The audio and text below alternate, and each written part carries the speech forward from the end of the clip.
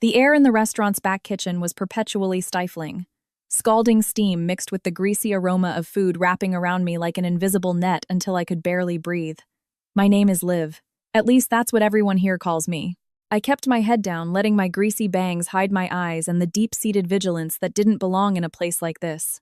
My uniform was always a size too big, the baggy fabric just enough to cover my wrists and the hideous old scars on my forearms. They were cigarette burns trailing across my skin like ugly centipedes permanently branded into my flesh and my memory.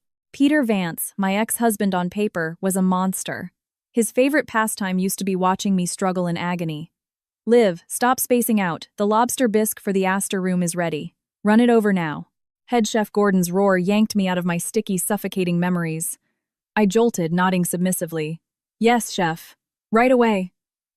I carefully took the porcelain tureen from his hands. It was warm to the touch, the silver tray heavy, but my grip was rock steady. These hands used to type 12 characters of code per second.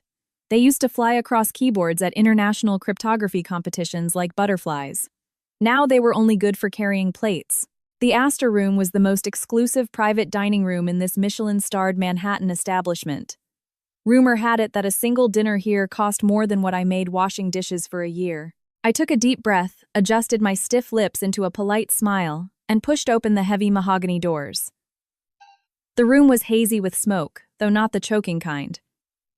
It smelled of premium Cuban cigars. A man sat at the head of the table. Even in the dim lighting, his aura was so overpowering it was impossible to ignore. He was Harrison Thorne, the CEO of Thorne Enterprises, a billionaire who practically lived on the covers of Forbes and Wall Street Journal. I had only ever seen him in the news. In person, he was even more intimidating. His deep eyes were like a frozen lake, motionless, yet capable of swallowing everything. Sitting next to him was a blonde, blue-eyed foreigner, a representative from an overseas syndicate. And sitting diagonally across from him, wearing a tailored suit and a slick, calculating smile, was Harrison's highly paid chief translator, Jeremy Cole. Mr. Thorne, your soup, I murmured, keeping my eyes lowered in the most humble posture possible, as I gently placed the tureen on the table. Just as I was about to back away, Jeremy Cole's fingers tapped casually against the smooth crystal of his wine glass. Tap, tap, tap, tap. The sound was faint, almost drowned out by the hum of the HVAC system. But to my ears, it was like a thunderclap. My blood froze instantly. That wasn't a subconscious tick. It was a highly specialized military short code derived from Morse, but stealthier and faster. My father had been an instructor for a military cyber intelligence unit. I had been learning this since I was 6. Tap, tap, tap, tap. Tap, tap, tap, tap, tap. Tap, tap, tap.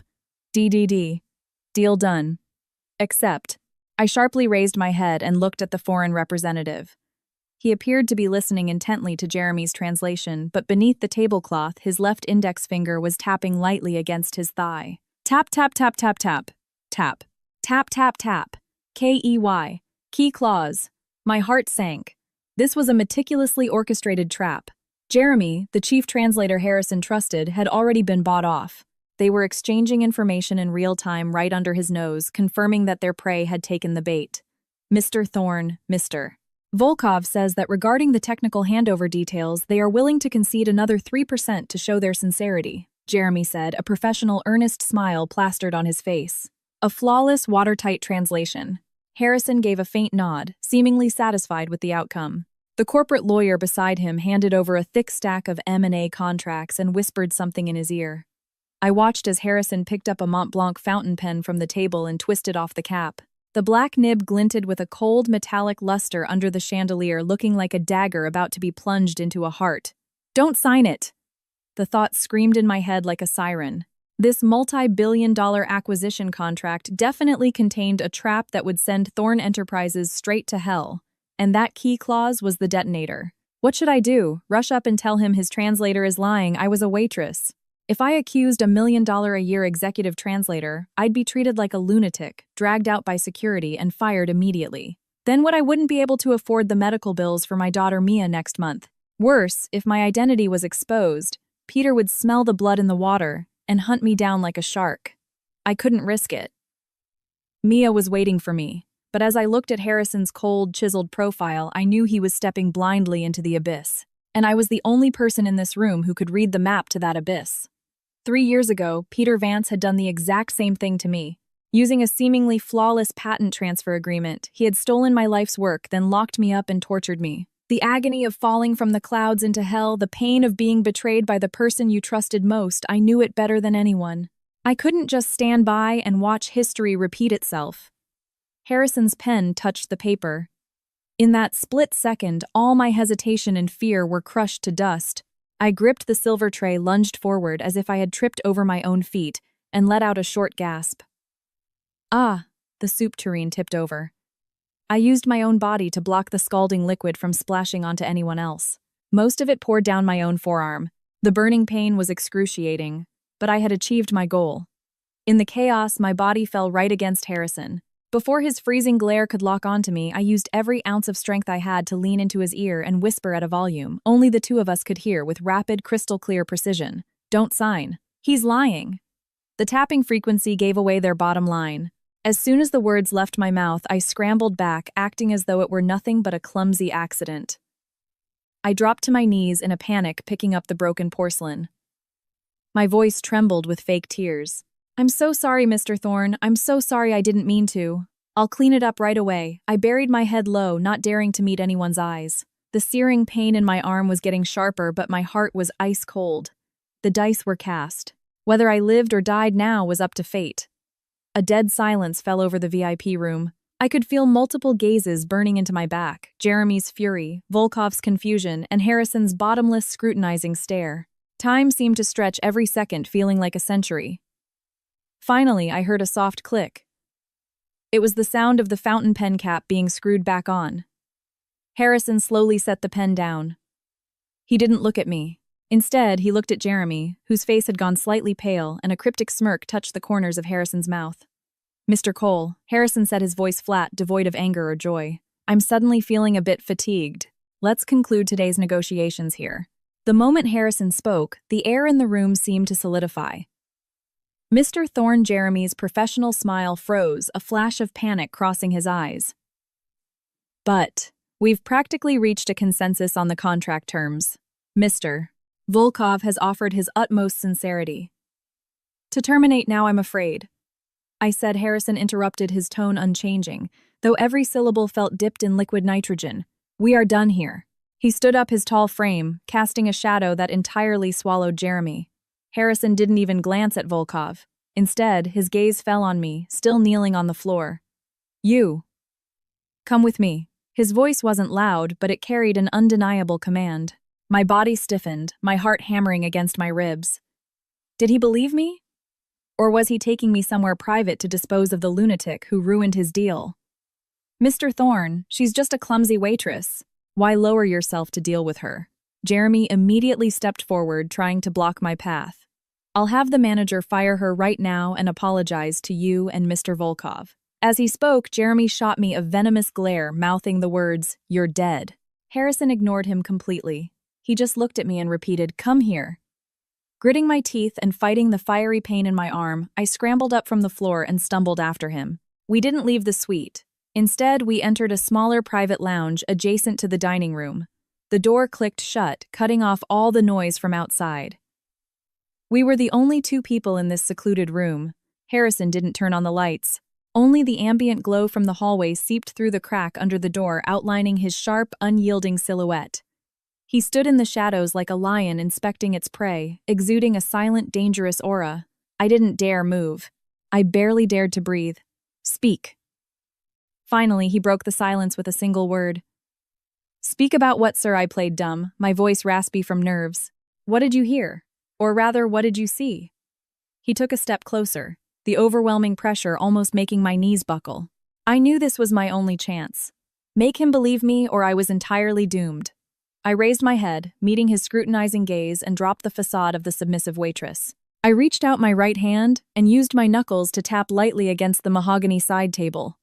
Tap, tap, tap, tap, tap, tap, tap, tap, tap, duh, duh, duh. Deal done. Ready to sign. Then I switched to my left hand, using the pad of my finger to mimic the foreigner's soft tapping. Tap, tap, tap, tap, tap. Tap, tap, tap, tap. Key. Key clause. They were confirming whether you had overlooked the most fatal trap clause in the contract. My voice was calm, so calm it felt foreign to me. When I finished, the room fell into a deathly silence. Harrison's eyes narrowed in the dark, sharp as blade edges. He stared at me intently, as if trying to see right through my soul. "Military-grade decryption skills don't belong to a woman serving soup," he said, enunciating every word. "Who exactly are you?" That question was a key unlocking the memories I had buried deep. Who was I? I was Olivia Spencer once, the youngest cryptography prodigy in the country. But now I was just a fugitive with a fake name hiding from a devil washing dishes to pay for my daughter's medical bills. "Who I am isn't important," I deflected, my voice trembling slightly. "What's important is that your translator is selling you out. You absolutely cannot sign that contract." Just then, frantic knocking came from the door. Mr. Thorne, are you in there? Mr. Volkov is getting very agitated." "Please," Harrison scoffed. He yanked the door open. Jeremy stood there looking frantic, but upon seeing the door open, he forced a sycophantic smile. "Mr. Thorne, what a misunderstanding. Should I go placate Mr. Volkov while you—" Before he could finish, Harrison stepped aside, revealing me standing by the side table. Mr. Cole Harrison's voice was ice. "This waitress just performed a very interesting percussion piece for me. Would you like to hear it?" Jeremy's face, drained of all color. He looked at me in disbelief, then back at Harrison, unable to hide the sheer panic in his eyes.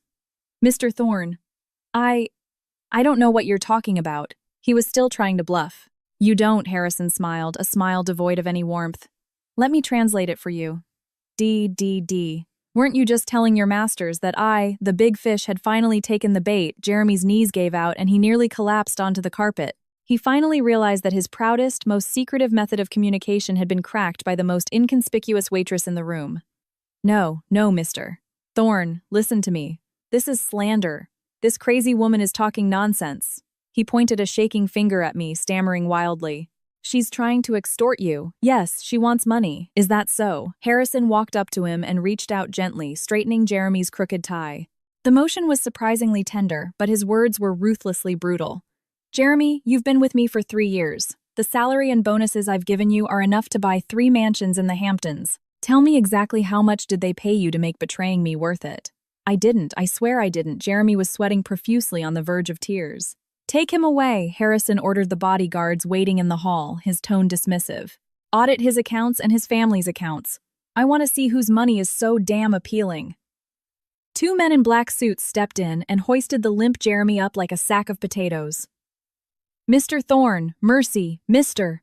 Thorne, I was wrong. I'll never do it again." Jeremy shrieked like a slaughtered pig, his voice fading as he was dragged down the corridor. The lounge was empty once again, save for Harrison and me. He had just disposed of $1 million executive like swatting a fly.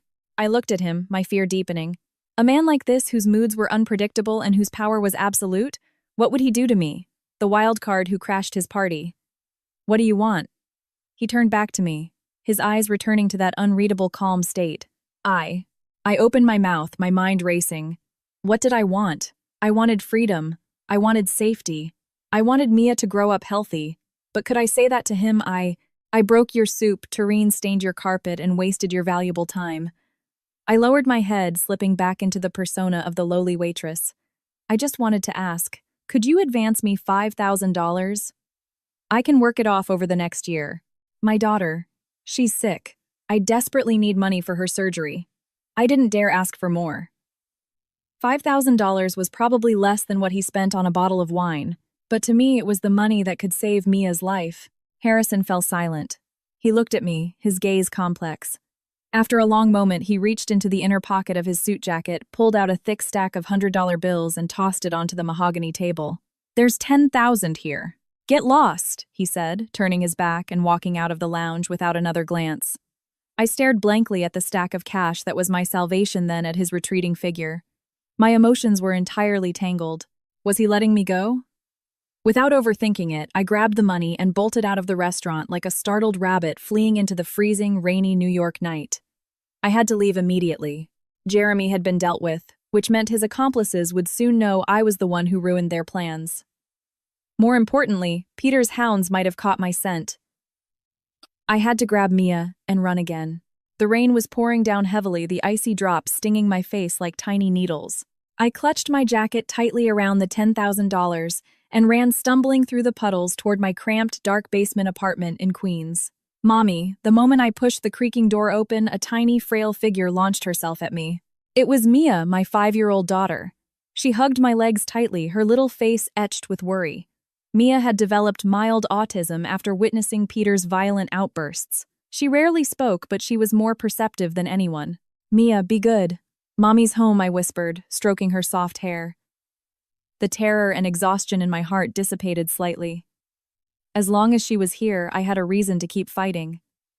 I immediately started packing. There wasn't much to pack, just a few worn-out clothes and Mia's favorite stuffed bear. I stuffed the cash into the bear's hidden lining, grabbed Mia's hand, and prepared to flee into the night. But we were too late. When I pushed open the rusting iron gate to the alleyway, several men in black suits were blocking the narrow exit, standing like emotionless statues in the rain. The leader was a man with a scar running down his cheek. I recognized him. It was Rocco Peter Vance's most ruthless enforcer, Miss Spencer. Long time no see. Rocco sneered, revealing a mouth full of smoke-stained teeth. Mr. Vance misses you dearly. He sent us to invite you and the little lady back home. He emphasized the word invite heavily. My heart plummeted straight to rock bottom. They had found me. I instinctively shielded Mia behind my back, my body trembling with pure terror. I'm not going back. We're divorced. We have nothing to do with each other anymore. Whether you have anything to do with him isn't up to you, Rocco said, digging a finger into his ear impatiently. Miss Spencer, don't make us get physical. You know my boys are heavy-handed. If the little lady gets hurt, Mr. Vance would be heartbroken. He cast a vile, suggestive glance at Mia, cowering behind me. It was a naked threat. Right then, the restaurant manager Steve, a middle-aged man who had always seemed relatively kind to me, came jogging out from the other end of the alley. His face was plastered with a fawning, greedy smile. Rocco, sir, she's right here. You see about the reward, mister. Vance promised me. Rocco waved him off like a buzzing fly. I understood now. It was Steve. For a payout, he had sold me to the devil. Despair washed over me like a tidal wave.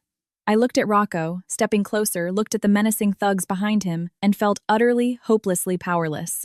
I had been running for 3 years, hiding in the shadows like a rat, only to be cornered in this filthy, dead-end alley. Mommy.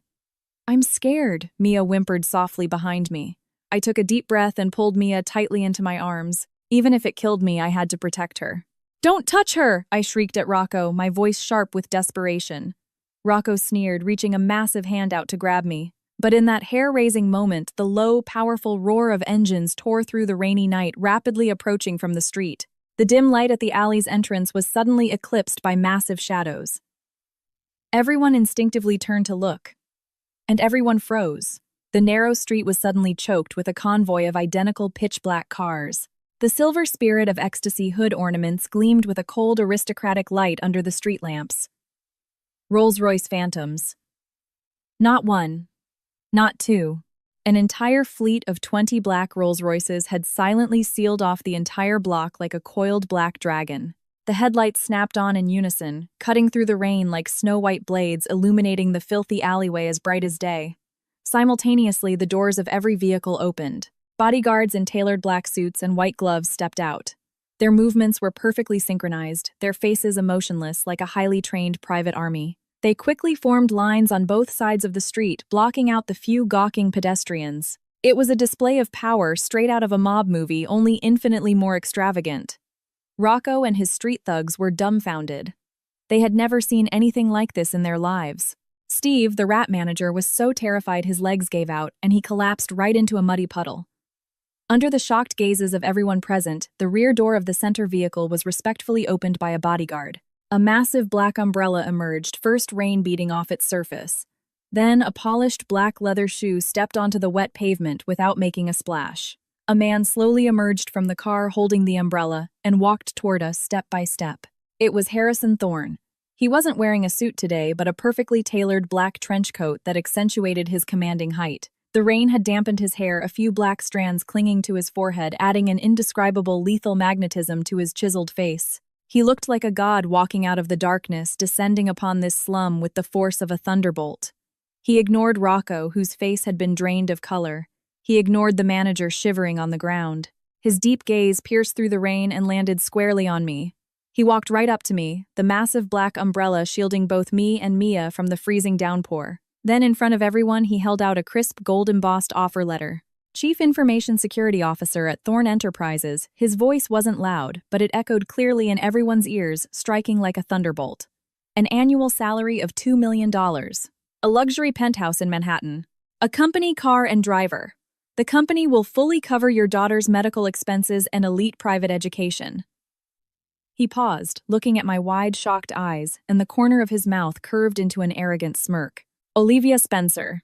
Are you getting in the car, Olivia Spencer? He called me by my real name. I froze. In my arms, Mia stopped crying. She looked up with her big eyes staring curiously at the towering man in front of her. As for Rocco, the moment he heard the name Olivia Spencer and $2 million salary, the last drop of blood vanished from his face.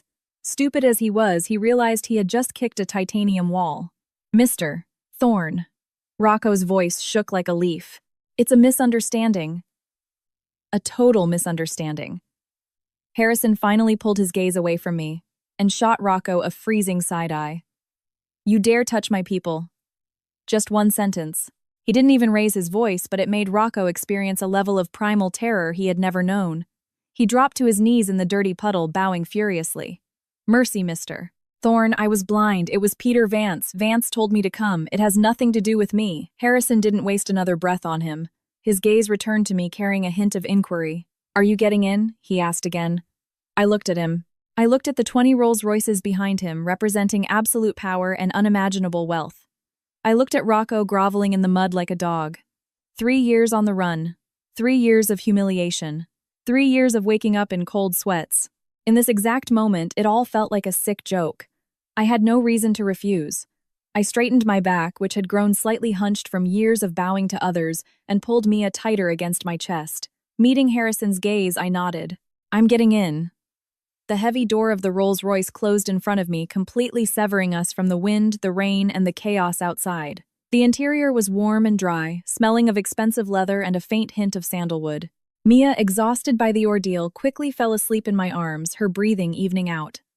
I stared out the window at the blurring city lights, my mind still reeling with a sense of unreality. Just a few hours ago, I was a dishwasher betting my life for a $10,000 advance. Now I was sitting in a custom-built luxury car transformed overnight into a multi-million-dollar tech executive. The turning point of my destiny had come at breakneck speed. Where are we going? I asked softly, breaking the silence in the cabin. My safe house, Harrison replied without looking up from the tablet on his lap, his legs crossed elegantly. Until you officially onboard, it's the safest place for you. Peter Vance won't be able to find you there. At the mention of Peter Vance, my heart constricted. How did you find out my real name? And about him, that was the burning question. Harrison finally looked up from his screen, his dark eyes locking onto mine. Someone who can decipher tactical shortcode in real time is never just a waitress. I had my team run a background check. It wasn't hard. His tone was as casual as if he were discussing the weather. But I broke out in a cold sweat. In a matter of hours, he had dug up a past I had spent 3 years desperately trying to bury. The sheer power this man wielded was far more terrifying than I had imagined. And yet, you still dare to hire me. He seemed to read my mind, a slight smirk playing on his lips. Olivia Spencer. Former gold medalist at the International Collegiate Programming Contest. The original architect of the Aegis firewall system. The youngest cryptography. PhD candidate at MIT. Though your digital footprint was wiped clean 3 years ago, the internet never truly forgets. With every word he spoke, my heart sank deeper. These credentials, which used to be my greatest pride, now felt like shackles reminding me of an unbearable past. The Aegis system, he paused, his eyes sharpening. It is currently the core product of Apex Technologies, your ex-husband's company. It brought him a multi-billion-dollar market cap. But from what I've gathered, the patent application date suspiciously aligns with the period you took a leave of absence from MIT and became his hidden wife. And you, the original creator of the system, haven't seen a single dime from it. His words were like a scalpel, surgically slicing open my bloodiest wounds. That's all, in the past. I lowered my eyes, my voice hoarse. No, Harrison countered. That is not the past. That is your stolen life. And now I'm giving you the platform to take it back. The car glided to a halt in front of a sprawling, ultra-modern estate located in upstate New York, far from the prying eyes of the city. The security here was draconian. We had passed through 3 heavily armed checkpoints just to enter the perimeter. The mansion featured massive floor-to-ceiling windows, offering a panoramic view of the Hudson Valley. A sharp-looking middle-aged housekeeper came out to greet us respectfully, taking the sleeping Mia from my arms. "Martha, get the child settled," Harrison instructed. "Also, Thorne." I followed Harrison inside. Everything here felt as if it had been prepped exclusively for me. The walk-in closet was stocked with brand-new, high-end designer businesswear ranging from tailored suits to evening gowns, all perfectly my size. The vanity was lined with top-tier skincare and makeup.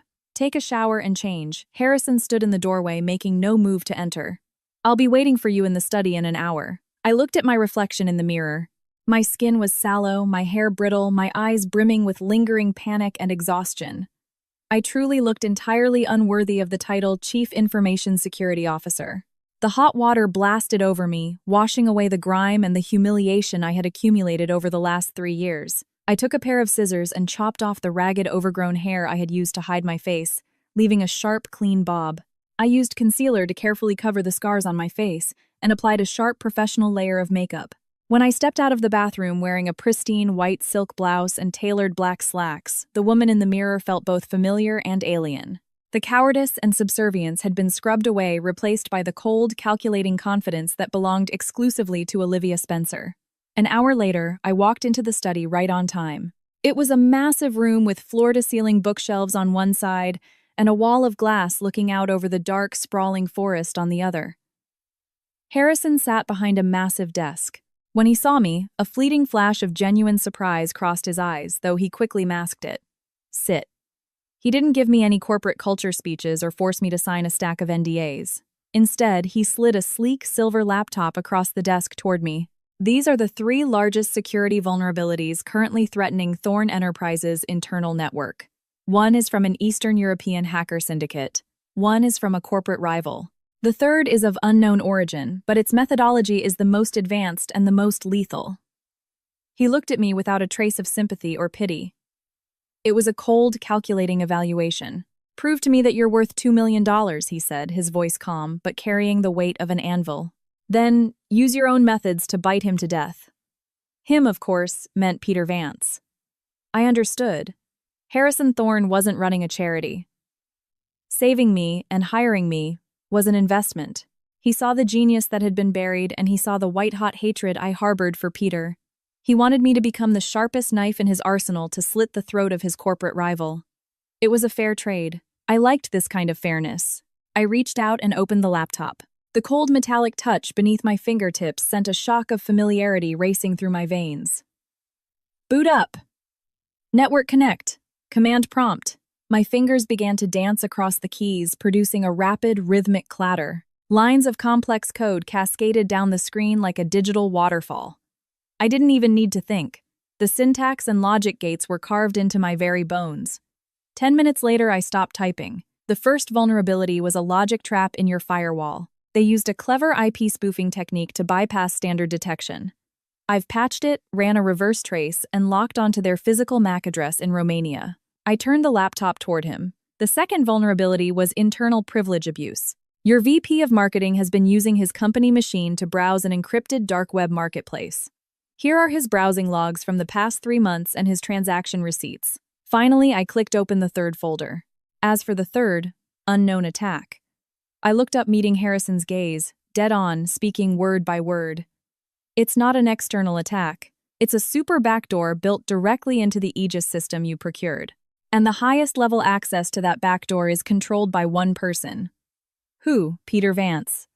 Harrison's pupils contracted sharply. Seeing the rare look of absolute shock on his face brought a surge of vindictive pleasure to my chest. "I built the Aegis system. I know every backdoor, every string of code like the back of my hand," I said, my voice ice cold. "Peter thinks he stole a gold mine. He doesn't know that I've been holding the detonator this whole time. From this moment on, Thorne Enterprises' network is an impenetrable fortress. And the countdown to Apex Technologies' doomsday has officially begun." The next day, I made my public debut as the Chief Information Security Officer of Thorne Enterprises. The news sent a shockwave through the New York business and tech sectors. No one knew where this Olivia Spencer had come from. An unknown woman parachuting into such a critical role at a titan like Thorn Enterprises was unheard of. The most shocked person of all had to be Peter Vance. I could easily picture the spectacular expression on his face when he saw my photo in the news. A paranoid megalomaniac like him would instantly realize that I hadn't just been saved by some random Good Samaritan. I had found a new, unimaginably powerful patron. Sure enough, that afternoon, I received a call from Harrison's executive assistant. Miss, Spencer Apex Technologies is hosting a product launch event tomorrow at 3 p.m. at the Javits Center. They are launching what they claim is the world's most secure enterprise firewall system, Aegis 2. Mr. Thorn's directive is that he would like you to represent Thorn Enterprises and go observe the event. The assistant emphasized the word observe with heavy implication. I knew this was the first stage Harrison had set for me. It was my official declaration of war against Peter. Understood. I'll be there. I hung up the phone, a cold sneer forming on my lips. Aegis 2. Peter was an empty suit. Other than stealing my work, he had zero actual R&D capabilities. This so-called 2.0 version was undoubtedly just a flashy UI patched over the unfinished beta architecture I had left behind. Calling a system riddled with logic flaws and backdoors, the world's most secure, was the ultimate joke. The next afternoon, I arrived punctually at the Javits Center. I wore a sharply tailored stark white designer suit. My hair was pulled back into a sleek chignon, my makeup immaculate and intimidating. The moment I stepped into the venue, I drew every eye in the room. Flashbulbs erupted around me like a tidal wave as tech journalists swarmed forward, shoving microphones in my face. Miss Spencer, is it true you came out of nowhere? What is your relationship with Mr. Thorn, Miss Spencer? What are your thoughts on Apex Tech's Aegis 2 Will Thorn Enterprises? Consider a procurement deal. I answered none of them. Maintaining a polite but icy smile, I walked flanked by Thorn bodyguards to my reserved seat in the VIP front row. My seat was directly facing the main stage. Soon, Peter Vance strode onto the stage, oozing arrogant confidence. He wore a custom Tom Ford suit, his hair slicked back perfectly. He looked the part of the visionary CEO, but when his eyes swept over the VIP section and met mine, his triumphant smile noticeably stiffened. Yet he quickly recovered, even flashing me a look of feigned melancholic affection. I knew exactly what he was doing. He wanted to play the heartbroken victim in front of the press, trying to use our past relationship to rattle me. Thank you all members of the press and esteemed industry colleagues for attending Apex Technologies' launch event today. Peter's voice boomed through the PA system. Today I am bringing you a revolutionary product, Aegis 2. He began to spout corporate jargon using flashy graphics and completely fabricated data to boast about the system's impenetrable defenses. I sat there quietly watching him like I was observing a clown performing a cheap magic trick. Finally, he reached the live demonstration segment. To prove the absolute security of Aegis 2, we welcome any technical expert in the audience to attempt a live penetration test on our system right now. Peter scanned the room, his eyes inevitably locking onto me with a hint of provocation. I wonder if the newly appointed CISO of Thorn Enterprises, Miss Spencer, would do us the honor of providing some pointers. He was forcing me onto the stage. He was betting that in such a highly publicized setting, I wouldn't dare humiliate him too badly and would just go through the motions. He bet wrong. I was there explicitly to humiliate him. I stood up and slowly walked onto the stage under the collective gaze of 1,000 attendees. Since Mr. Vance is so insistent, I'd be happy to indulge you. I took the laptop, offered by a staff member. My voice wasn't loud, but it cut through the murmurs in the hall effortlessly. Peter looked at me, a warning flashing in his eyes. He lowered his voice, leaning in so only I could hear. Liv, stop making a scene. Come back to me. I know it's hard raising a kid by yourself out there. We can wipe the slate clean. Let bygones be bygones. Wipe the slate clean, I smiled, though the amusement didn't reach my eyes. Mr. Vance, you stole my life, locked me in a house for 3 years, and nearly beat me to death. And now you're talking about wiping the slate clean. His face instantly turned an ugly shade of purple. I ignored him, focusing my attention on the laptop. I didn't even bother navigating his flashy demonstration GUI. I immediately pulled up the core command terminal. My fingers tapped lightly against the keys. There was no furious hacking montage, just 3 of the simplest, most fundamental lines of root code. Line 1, bypass the superficial spoofing defense layer. Line 2, awaken the super backdoor I coded years ago. Line 3, execute kernel panic protocol. From the moment I sat down to the moment I finished typing, less than 3 minutes had passed. I hit enter. While Peter was still rambling to the audience, boasting about how Aegis 2.0 had just repelled a simulated DDoS attack. The massive LED screen behind him flickered violently. The complex data visualization graphs vanished instantly. In their place, a single massive word written in blood-red text appeared on the screen, striking like a resounding slap to the face of Peter Vance and Apex Technologies, PWNED. The entire convention center went dead silent. Thousands of jaws dropped as people stared at the screen, then back to Peter, whose face had been drained of all blood. "What is this tech team? Go check the servers!" Peter panicked, screaming at the backstage crew. I stood up, snapped the laptop shut, and handed it back to the dumbfounded staff member. I walked over to Peter, grabbed the microphone from his podium, and looked out at the sea of shocked faces. My voice was crisp and merciless. "Ladies and gentlemen, the demonstration is over. The so-called Aegis 2 is a piece of garbage that can't even maintain basic logic consistency. Its only value is proving that Apex Technologies' R&D department is an absolute joke. Thorn Enterprises will never partner with a fraud." I dropped the mic. Amidst thousands of complex, bewildered stares, I turned and walked off the stage. Behind me, I left Peter Vance with a face so contorted with rage and humiliation it barely looked human. I knew that from this moment on, the war between us had officially begun, and this was merely the opening salvo. The absolute massacre at the launch event sent shockwaves through Wall Street. Apex Technologies' stock plummeted at the opening bell, vaporizing hundreds of millions of dollars in market cap in a single day. Peter and his Aegis 2 became the laughingstock of Silicon Valley. Meanwhile, the name Olivia Spencer was suddenly on everyone's lips in New York. People were dying to know my background and the intricate web connecting me, Harrison Thorne and Peter Vance.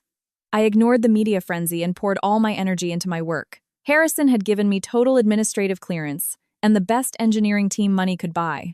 I began completely rebuilding Thorn Enterprises' entire cybersecurity infrastructure. But I knew Peter wouldn't take this lying down. He was a venomous snake. I had stepped on his tail and he was bound to strike back in the most vicious way possible. Sure enough, a few days later, as I was leaving the Thorn Tower in Midtown to pick up Mia from school, I was blocked in the underground parking garage. It was Peter.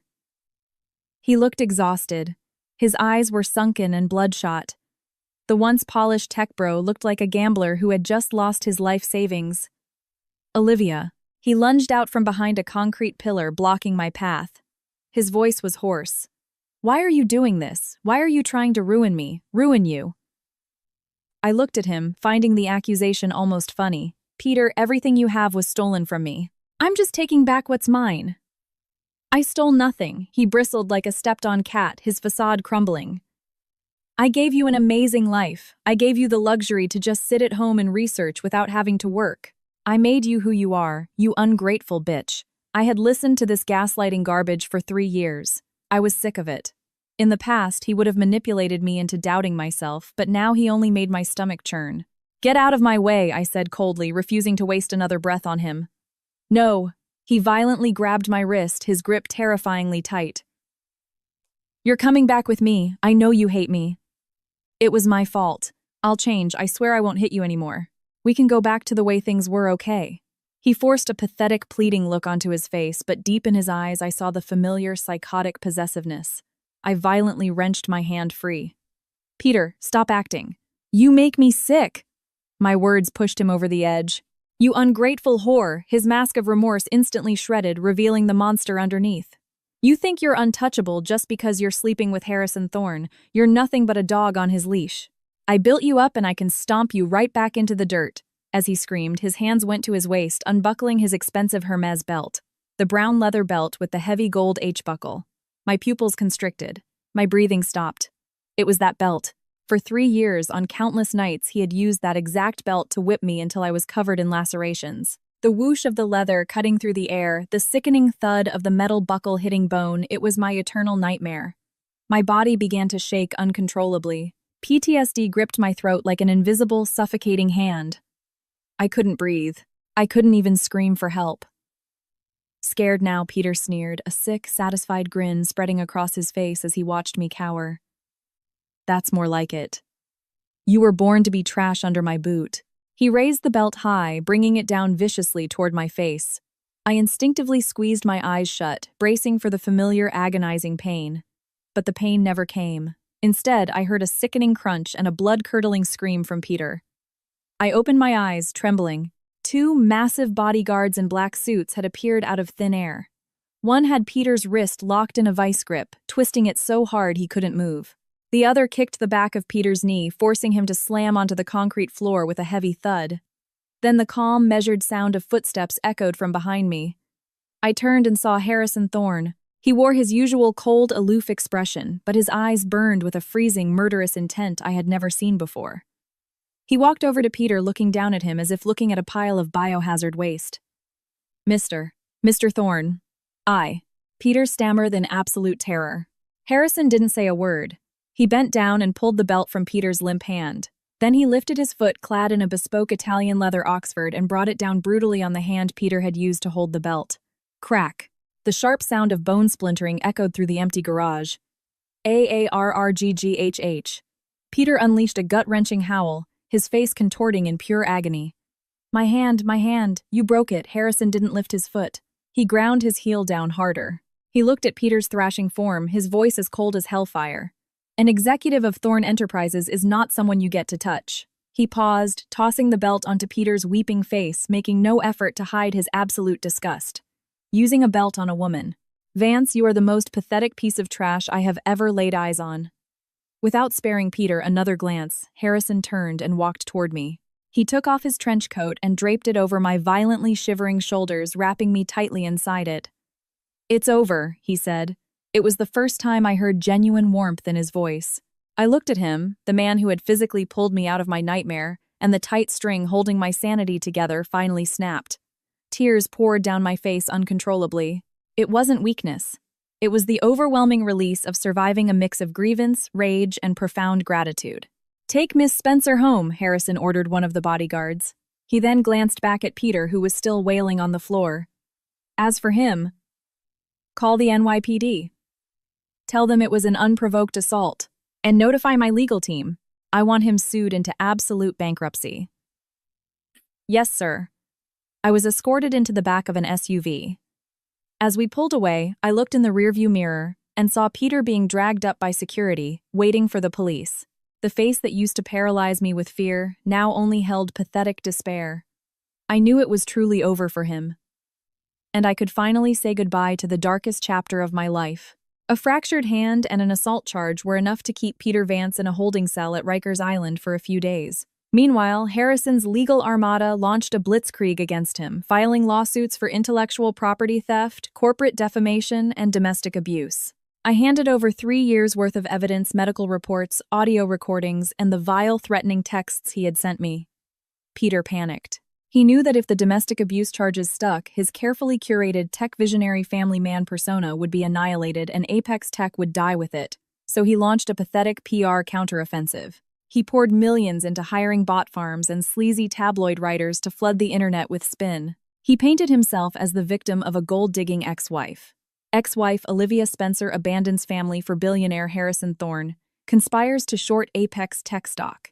Heartbroken tech CEO Peter Vance, seen drinking alone, "I just want my family back." Exclusive Olivia Spencer's history of infidelity. Daughter's paternity in question. The articles were highly dramatized, accompanied by paparazzi photos of Peter looking haggard. They successfully riled up the outrage machine. The public narrative began to shift. Keyboard warriors began to sympathize with Peter and hurl abuse at me. "She belongs in the trash. Abandoning her husband and kid for money. Poor Peter. You can tell he really loved her. Harrison Thorne is no saint either. Homewrecker and a gold digger. Match made in hell." I scrolled through the venomous comments, my heart cold. This was classic Peter Vance. Gaslighting, manipulating public opinion, twisting black into white. Thorne Enterprises' PR team suggested I immediately release a statement to clarify the facts. But I refused. I knew that getting into a mudslinging contest with a sociopath would only make it dirtier. I needed a definitive, indisputable weapon. Something that would rip his mask off permanently in one strike. However, I still underestimated how low Peter would stoop. To salvage his reputation and secure Mia's custody as his final bargaining chip, he targeted our daughter. One afternoon, a mob of paparazzi suddenly gathered outside Mia's exclusive private kindergarten on the Upper East Side. When I arrived to pick her up, Peter was there, accompanied by a sleazy lawyer and holding a bouquet of flowers. He blocked our path, playing the role of the loving father. "Mia, Daddy's here to see you." He wore a sickeningly sweet smile, opening his arms to hug her. Camera flashes erupted like a strobe light. Reporters swarmed us like flies to rotting meat. "Mr. Vance, did you come specifically to see your daughter, Mr. Vance? What do you have to say about your ex-wife's allegations of domestic abuse?" Mia was terrified by the chaos. Her face went deathly pale, and she gripped the hem of my coat, trembling violently as she hid behind my legs. "Members of the press," Peter said, turning to the cameras with an expression of profound sorrow. "The abuse allegations are completely fabricated. I love my wife. I love my daughter. I don't even know why she left me. Liv, I know you're still angry, but please don't use our child as a weapon against me." His performance was Oscar-worthy. He actually squeezed out a tear. Watching his repulsive act made me shake with rage. "Peter, have you no shame, Mommy?" "I'm scared," Mia sobbed quietly behind me. Just as Peter reached out, trying to physically grab Mia to force a reunion photo op, a black Bentley glided silently to a halt by the curb. The door swung open, and Harrison Thorne stepped out. He didn't have his security detail today. He was alone. But his sheer presence was enough to command the entire street. The reporters' cameras instinctively pivoted toward him. He ignored them all, walking straight to us.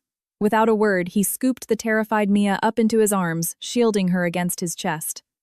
Uncle Harrison, seeing him, Mia felt safe. She sobbed, wrapping her little arms tightly around his neck. "Mr. Thorne, this is a family matter." "Keep out of it," Peter hissed, jealousy and pure venom flashing in his eyes. Harrison didn't even look at him. He lowered his head and gently wiped Mia's tears away. "Don't cry, Mia. Tell Uncle Harrison. Who do you want to be with?" His voice was softer than I had ever heard it. Every camera, every microphone, every pair of eyes locked onto the 5-year-old girl. Mia lifted her head, her big, clear eyes still shining with tears. She looked at her biological father wearing his fake, loving smile. Then she looked at Harrison holding her securely. And then, in front of the live feeds of a dozen media outlets, the little girl spoke in a fragile but incredibly clear voice. "Bad daddy. He hits Mommy. He hits her with the belt. Until she bleeds. I don't want bad daddy." She paused, her tiny hands clutching Harrison's lapel like a lifeline. "Uncle Harrison doesn't hit. Uncle Harrison is Superman." Out of the mouths of babes. The testimony of a traumatized 5-year-old was vastly more powerful and more heartbreaking than any adult's PR statement. The entire street fell completely silent. The reporters who had just been hounding me lowered their microphones.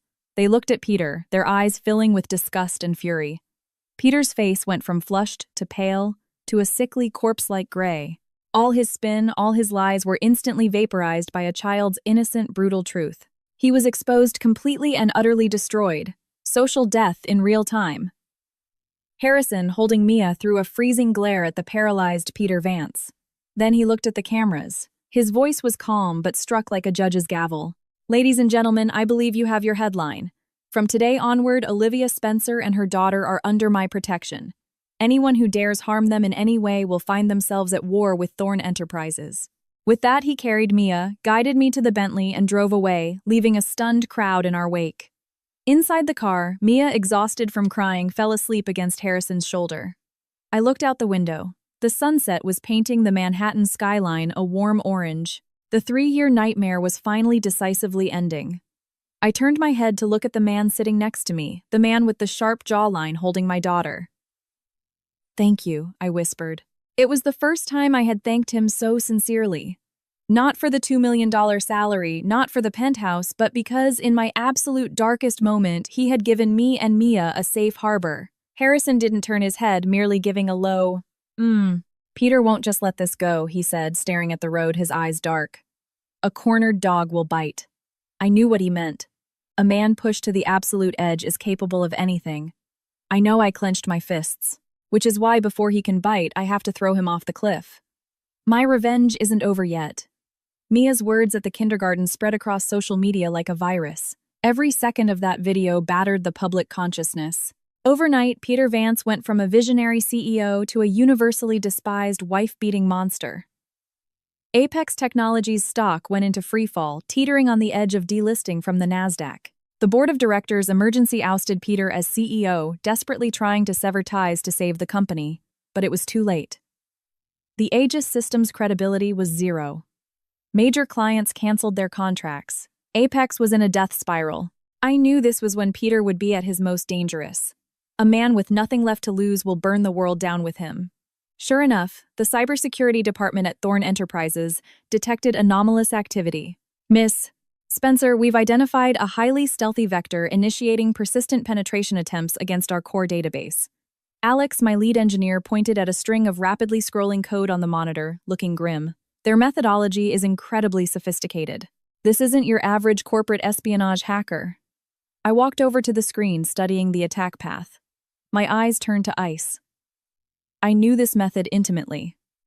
It was Peter. Or more accurately, it was the encrypted attack protocol I had taught Peter years ago.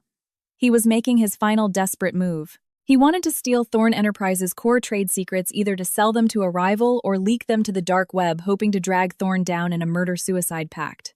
And he hadn't come alone. I pointed at a spoofed IP on the screen. That source traces back to a dark web node belonging to a hacker syndicate called Prometheus. Peter must have emptied his offshore accounts to hire them for a coordinated assault.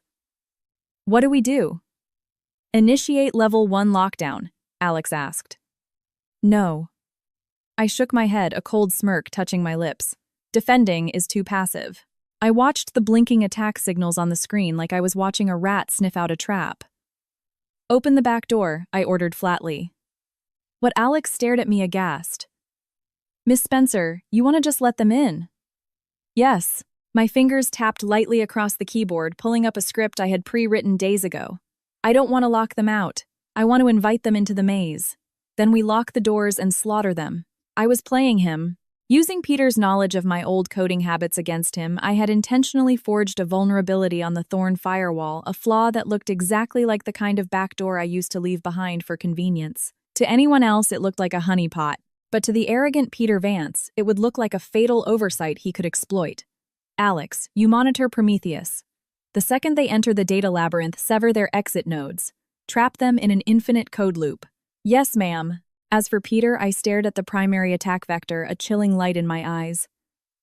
I will be his personal host. It was past midnight. The top floor of the Thorn Tower was empty except for my office. Harrison hadn't left. He sat on the leather sofa, quietly sipping coffee, apparently unconcerned by the impending cyber war. Are you sure about this? He asked. To deal with him, I don't even need Thorn's mainframes, I said, not looking up, my fingers flying. I'm just taking out the trash I left behind years ago. At 3:00 a.m., the assault began. Just as I predicted, the Prometheus hackers dove headfirst into the data labyrinth I built. Within seconds, Alex's team compartmentalized them, trapping them in an endless loop of ghost data.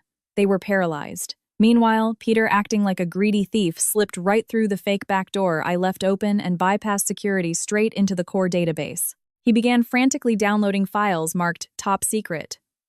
What he didn't know was that every byte he downloaded left a glowing neon trail across my monitor. And he definitely didn't know that the corporate secrets he was downloading were actually poisoned files I had meticulously crafted. He took the bait, I murmured. Harrison put his coffee down and stepped behind my chair, looking at the resolved IP address on the screen. He probably thinks he's won. Probably popping champagne right now. I smiled, and then I hit enter. For the final time. Trace complete. Physical MAC address locked. Game over. I initiated the counter-strike. A massive data flood surged back through the tunnel Peter had opened, slamming directly into his machine. Miles away in a dingy, undisclosed safehouse, Peter was likely staring at the download progress bar with a maniacal grin, imagining the collapse of Thorn Enterprises. But instead, his screen suddenly went black. A line of blood-red text appeared on his monitor, "Got you." Before he could react, every file on his hard drive began wiping itself. The physical drive shrieked, smoked, and fried itself into a brick. Simultaneously, the encrypted comm link he used to contact the Prometheus syndicate auto-compiled their chat logs and financial transactions, emailing the entire evidentiary package straight to the FBI Cyber Division, Interpol. The poisoned files he had downloaded executed a secondary payload packaging his attempt to steal Thorne's IP, along with a flawless chain of custody, sending copies to the Thorne legal department, the SEC, and every major news outlet in the country. I leaned back in my Herman Miller chair and let out a long breath. With one move, I had crushed Peter's revenge, dismantled an international hacker ring, and secured absolute, undeniable proof of his corporate espionage. There was nowhere left for him to run. Brilliant work. Harrison's voice rumbled from above me, laced with unmistakable admiration. I tilted my head back and met his dark eyes. Under the fluorescent lights, I saw something in his gaze that went deeper than professional respect, something intense and burning. My heart skipped a sudden beat. I quickly looked away, staring back at the dead monitor. "It's not enough," I said quietly. "I want him to lose everything. His reputation, his freedom, his legacy." The executive suite was silent save for the hum of the servers. Outside the floor-to-ceiling windows, New York City slept a grid of lights beneath the cold starlight. My fingers didn't stop moving. Destroying Peter's hardware and sending the evidence to the feds was the appetizer. The main course was just beginning. "What are you doing now?" Harrison asked, pulling up a chair beside me. "Cleaning the battlefield," I replied simply. In the fraction of a second before I nuked Peter's computer, I used the data backflow to plant a microscopic Trojan into his local network. It was a ghost protocol, undetectable by any commercial antivirus. Through that ghost, I was now bridging directly into Peter's private cloud server. His real secret garden. His cloud uses a triple-layered dynamic encryption. The keys roll over every 10 minutes, I explained, almost talking to myself or perhaps to Harrison. I designed this architecture to protect the Aegis kernel. I never thought he'd use it to hide his own filth. "If you built the lock, you have the key," Harrison said calmly. I closed my eyes, visualizing the data models. My fingers flew across the keyboard so fast they were a blur. The cascading data on the screen was dizzying. Harrison didn't interrupt. He quietly poured me a cup of hot tea and placed it by my hand. The warmth grounded me. I could feel him sitting beside me like an immovable mountain, offering silent support and absolute trust. 3 minutes later. Got it. A green ACCESS granted box popped up. I was inside his private drive. I clicked the first folder. The contents made me clench my fists so hard my nails dug into my palms. It was filled with files about me. Photos of me from college, videos of me accepting coding awards, drafts of my PhD thesis. And worse, photos and videos he had secretly taken of me while keeping me locked in the house, showing me bruised, crying, and broken. He was a psychopath. He had kept them as trophies to feed his sick need for control. Fighting down the nausea in my throat, I closed the folder. Harrison noticed my reaction. He reached out, resting a heavy, warm hand on my shoulder. He didn't speak, but his strength bled into me. I took a breath and opened the second folder. It was labeled Origin. My eyes widened. It was an encrypted ledger detailing every bribe, kickback, and illegal wire transfer Peter had made to politicians, bankers, and regulators to push Apex Technologies' IPO through. Dates, names, offshore routing numbers, even audio recordings of the deals. He was arrogant enough to keep the guillotine blade hanging over his own neck on a cloud server. "Foolish," Harrison muttered, looking at the screen. "No, not foolish." "Arrogant," I corrected. He thought the encryption system I built was impenetrable. He didn't realize the architect had a master key. I clicked the third folder IP. Inside were all the original source codes and handwritten design notes for the Aegis system. The creation metadata on every single file predated his patent application by 2 full years. This was the irrefutable, bulletproof evidence that he had stolen my life's work. With this, I wouldn't just take my patents back. I would send him to federal prison for massive corporate fraud. Looking at the code that held my blood, sweat, and tears, my eyes burned. I didn't cry. Instead, I smiled a cold, merciless smile. Pandora's box was open. I didn't immediately leak it to the press. Calling the police right now was too easy. I wanted him to taste hope before I shoved him into the abyss. I wanted to end his life with a spectacular public funeral. I compressed the evidence, encrypted it, and forwarded the massive file directly to Harrison's private email. "A thank you gift," I said. Harrison looked at his phone. He understood the magnitude of what I had just given him. The political and financial leverage in that ledger was worth 100 times the $2 million he paid me, and I had handed it to him without a second thought. "You trust me that much?" he asked. "You gave me a new life.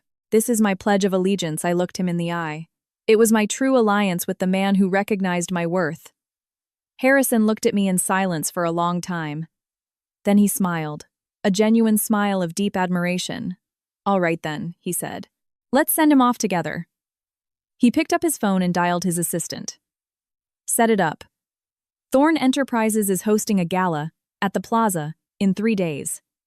Invite every major player in New York." He paused, his eyes turning glacial. "The theme is the funeral of Apex Technologies." Peter Vance was finished. The evidence of corporate espionage was indisputable. The next morning, the FBI raided his apartment and dragged him out in handcuffs. His shocked, desperate face was plastered on the front page of the Wall Street Journal and the New York Post. Apex Tech's stock was halted and prepped for liquidation. A multi-billion-dollar tech unicorn turned to ash in days. The internet mob that he had weaponized turned on him with double the ferocity. Domestic abuse, IP theft, corporate fraud, bribery, he was nailed to the cross of public opinion. I thought it was over, but I underestimated the madness of a cornered sociopath. The day after his arrest, Harrison received an emergency call. "What did you say?" Harrison's face turned ashen. It was the first time I had ever seen him lose his composure. He hung up and looked at me, his voice rough with rage. Peter enacted a scorched earth protocol before the FBI got to him. What does that mean? A bad feeling washed over me. He paid the Prometheus Syndicate to launch a blind zero-day ransomware attack on the internal network of New York Central Hospital. Central Hospital. My heart stopped.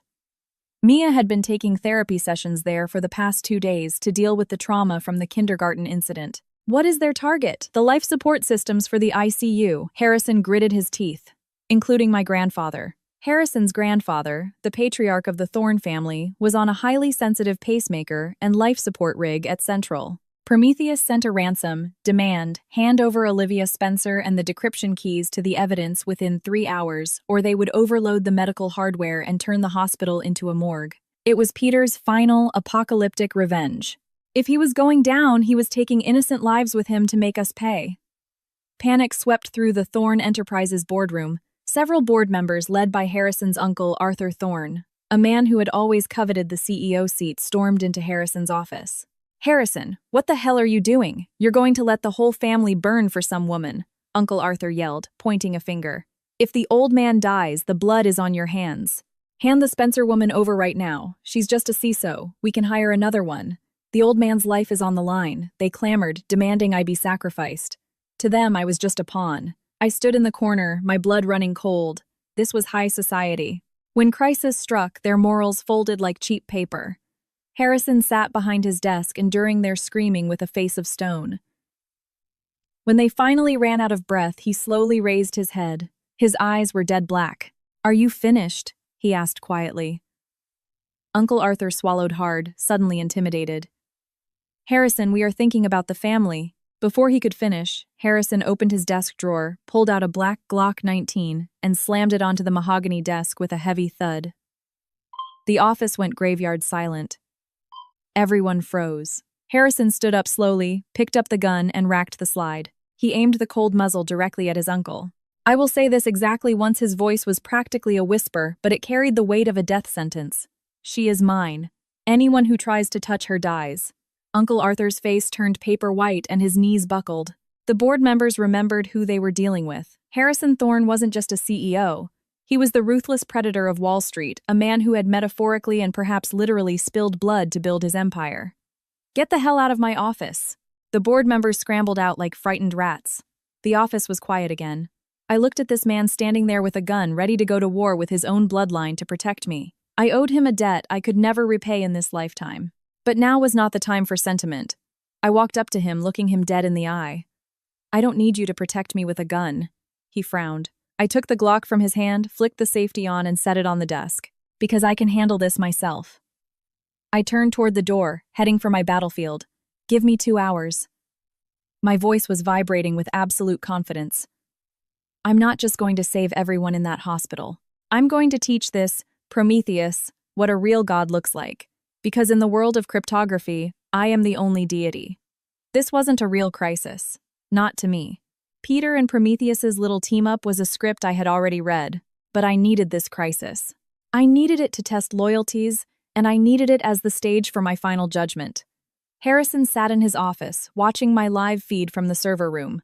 Seeing him risk his empire for me had melted the last glacier around my heart. He passed my test. Now it was my turn. I locked myself inside Thorn Enterprises' primary server farm. This was the brain of the company housing the most powerful quantum-capable supercomputers on the eastern seaboard.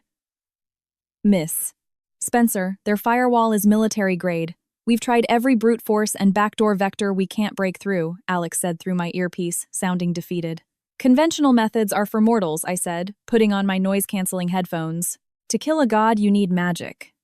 I didn't attack Prometheus's firewall. That was a waste of time. I was going to pull the plug on their universe.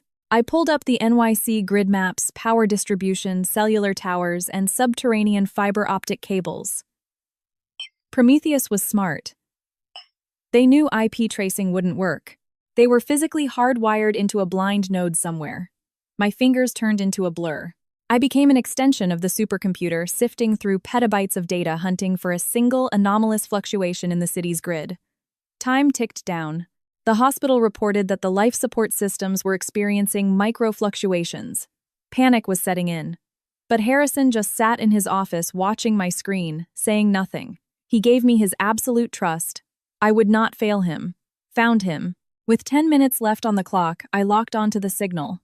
It was coming from an abandoned weather station in the Catskills, tapping into a decommissioned military fiber line. A cunning rabbit has 3 burrows, but I had just caved in the ceiling. Alex, initiate Protocol Ragnarok, I commanded. Protocol Ragnarok was the ultimate defense I had secretly built for Thorn. It wasn't a wall. It was a digital black hole. Anyone who entered without authorization would have their computing power instantly cannibalized and assimilated. Copy that. The supercomputers around me hummed like jet engines. Miles away in the Catskills, a blonde hacker Prometheus himself was sipping an espresso, grinning at the chaos he was causing at the hospital. He prepared to hit the final execute command, but as his finger grazed the enter key, his monitor flashed blood red. A massive, swirling vortex of black code materialized on his screen, devouring his operating system. Prometheus panicked. He tried to kill his connection, but his keyboard was locked out. He tried to yank the power cord, but the station's grid had been hijacked.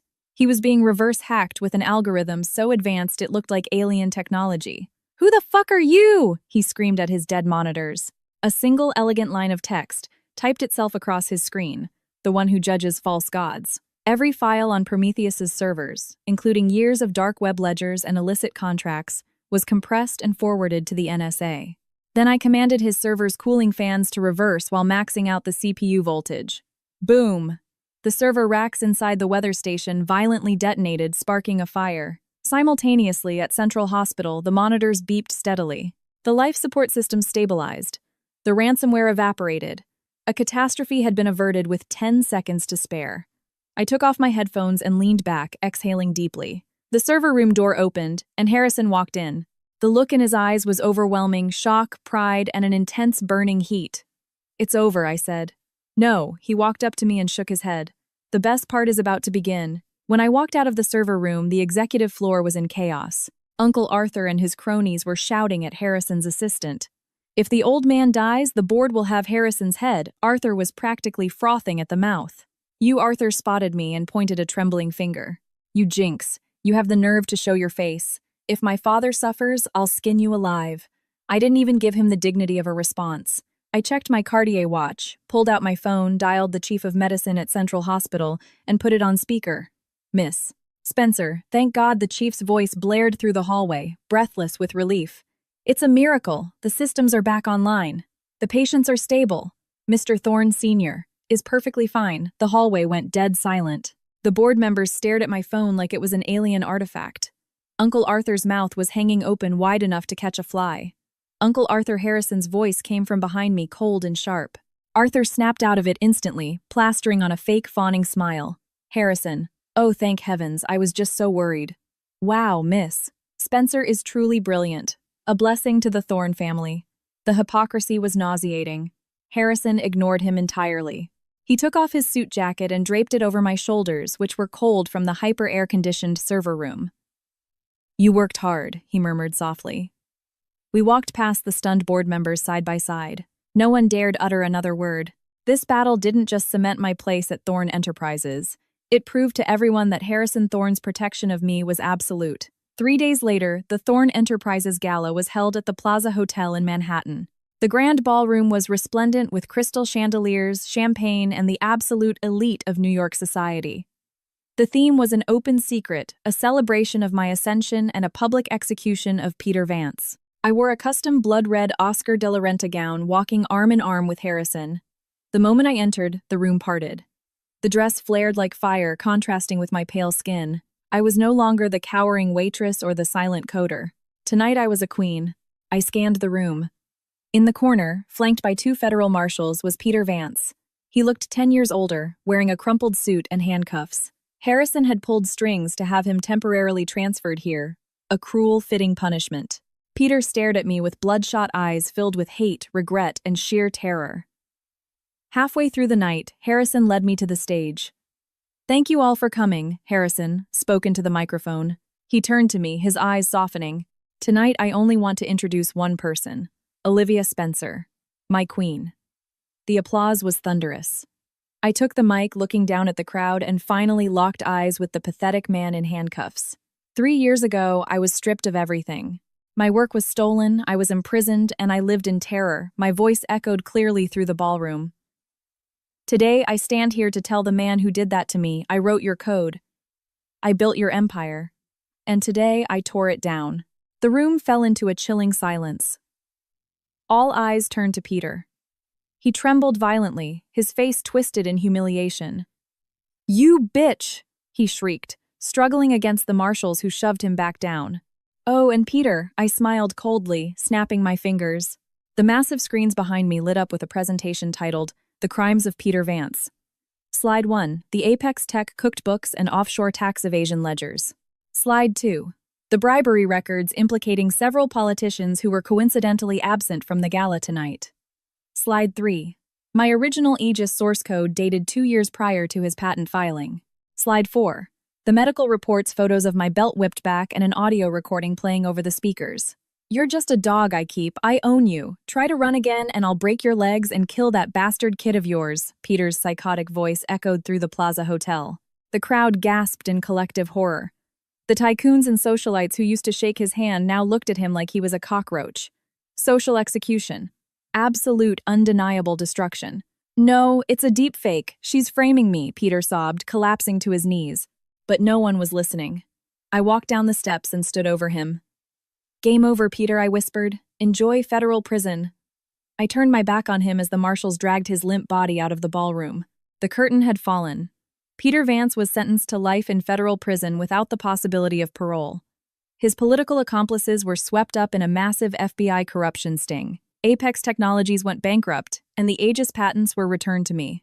Thorne Enterprises bought the commercial rights to Aegis for an astronomical sum, and I became the youngest equity partner in the firm's history. I moved out of the safe house and into a 5,000 square foot penthouse in Tribeca overlooking the Hudson River.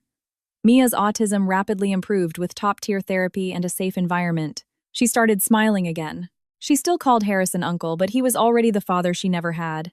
He played blocks with her, read her bedtime stories, and clumsily tried to cook pancakes on Sunday mornings. One evening after Mia had gone to sleep, Harrison and I sat on the terrace drinking Cabernet and looking out at the glittering Manhattan skyline. "What are you thinking about?" he asked. "I'm thinking about whether this is all a dream," I whispered. He reached over and covered my hand with his. It was warm, large, and anchoring. "It's not a dream, and as long as I'm here, you're never going back to the dark." I looked at him. The icy billionaire was gone. In his eyes, there was only intense, undeniable devotion. "Live," he said, using my name like a vow. "I backed you because you were a weapon, but now I want to invest in the rest of your life." After the hell I went through with Peter, my heart had been locked in a vault. But Harrison had been the one to slowly, patiently dismantle the walls. Half a year later, using the Aegis architecture, I founded my own cybersecurity firm, Valkyrie Security. Thorne Enterprises was my lead angel investor. At the launch event, I stood on stage in a crisp white suit. Harrison sat in the front row, holding a cheering Mia in his lap. Looking at them, I realized this was what true freedom and happiness felt like. I wasn't someone's shadow anymore. I was Olivia Spencer. Backstage after the event, Harrison didn't offer me corporate congratulations. Instead, he pulled out a velvet box. Inside was a flawless, radiant-cut diamond ring. Olivia, he dropped to one knee, looking up at me with a rare, nervous smile. You said you had the master key to your own locks. You've locked my heart up entirely. Will you use this to open yours? I looked at this man, the ruthless titan of Wall Street, currently sweating bullets, and I couldn't help but laugh. The tears that fell were tears of pure joy. I held out my left hand. He slid the ring onto my finger. Mr. Thorne, I smiled, looking into his eyes. Here's to a prosperous partnership. He froze for a second, then broke into a brilliant smile. He stood up and pulled me into a fierce, encompassing embrace. A prosperous partnership, Mrs. Thorne. Outside, the New York sun broke through the clouds, casting a golden light over the city. A new dawn had broken, and our story had just begun.